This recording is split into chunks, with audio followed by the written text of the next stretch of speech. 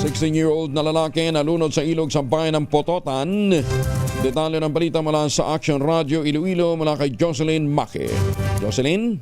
Wala ng buhay na matagpuan na 16 na taong gulang na lalaki matapos na malunod sa ilog sa barangay Dungsol, bayan ng Pototan, Iloilo.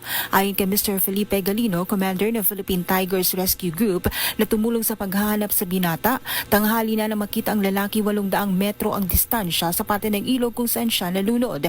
Sinisyal na pag-imbestiga ng mga rescuers, naglalaro ng bola ang biktima kasama ang kanya mga kaibigan nang tumalbog ang bola sa ilog kaya nito kinuha pero malalim ang tubig kaya mabilis siyang nalunod.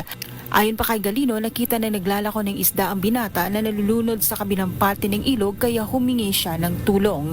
Mula sa Action Radio Iloilo, ito si Jocelyn Maque para sa DZRH, una sa Pilipinas, una sa Pilipino. Salamat, Jocelyn Maque.